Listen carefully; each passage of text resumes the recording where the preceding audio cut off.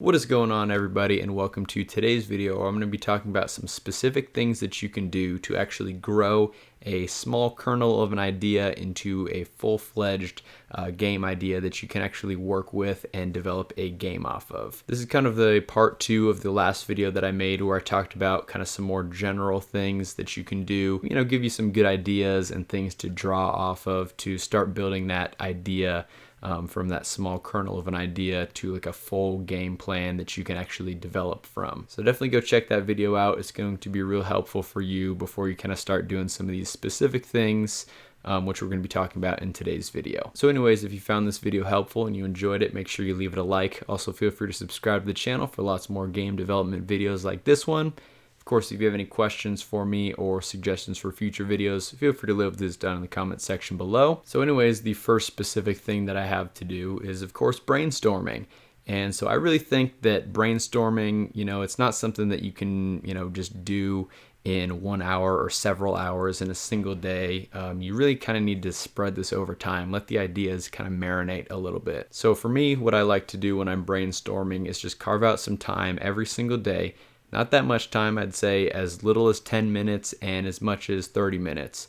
And literally just put a timer on and take out your journal and just start writing, going. And so kind of typical brainstorming rules here, just write whatever comes to your mind.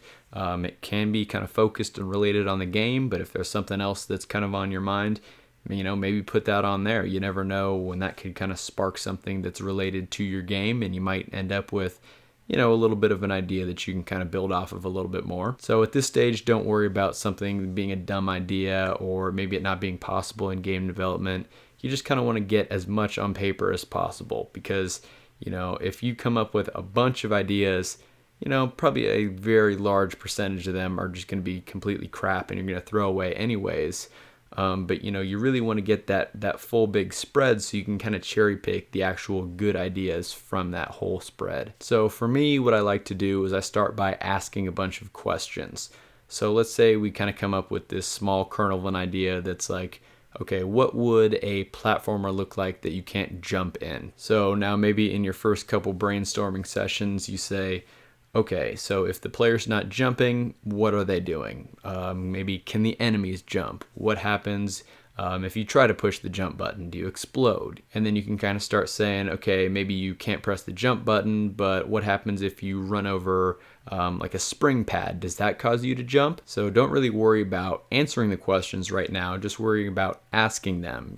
Maybe start asking, what kind of aesthetic will this be in? Is this going to be a 2D game? Will it be a 3D game? Do I want it to have a certain, audio design? Should there be any kind of cool music playing? And then after a couple days of you kind of asking these questions and them just kind of subconsciously marinating in your mind, you'll start kind of naturally answering some of these questions. Like, you'll kind of have a good picture, a better picture in your head of what the game is going to look like. And so you can start answering some of these questions. And then as you start answering questions, of course, more questions will come up and you'll be able to answer those. And that just kind of really keeps the ball rolling. You start building up some momentum. You're going to start with asking some really basic questions to begin with. And then as you go on and you keep doing this exercise, things are going to start getting a lot more specific. And then you're going to have a really specific idea of what your game is going to look like after just a few weeks of doing this, where you just dedicate 10 to 30 minutes every single day of just kind of writing just whatever on your mind. And the benefit of kind of doing this sort of brainstorming over time thing is that you can spend some time during your day to maybe start prototyping a little bit or doing some research to see if there's any games similar to the one that you're coming up with. And then maybe you find out certain portions of your idea won't work exactly as you were thinking of them in your head. And then from that, you can kind of go back to your brainstorming and say, okay, well, if that doesn't work, then what is something that does work? And so it's really important to just kind of question everything that you're doing and really keep an open mind.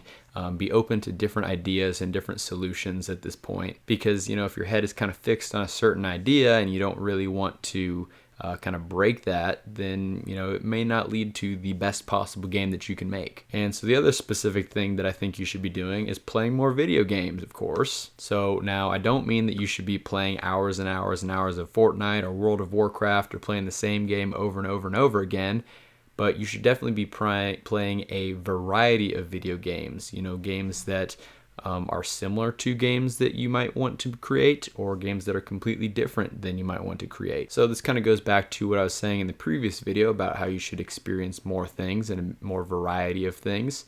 You should also be experiencing a greater variety of video games. So of course, if you're developing a video game, it's extremely important that you should actually play other video games that people are making, so you can see what things they're doing well, and more importantly, what things they're not doing well. And so it goes beyond just playing games. You should definitely also be breaking out your journal and writing out what things they're doing well and what things they're not doing well in your games. And it's also important to look at little things like user interface, user experience, what the control mappings are. You should be kind of looking at these things so that when someone goes to play your game, they kind of have an idea of how to start controlling things, how to start getting up and running with your game. And again, I think it's a real good idea to maybe just set like a 30-minute timer for when you're playing your games, and every time your timer goes off, just take a couple minutes, write down in your journal just kind of a few observations of your game.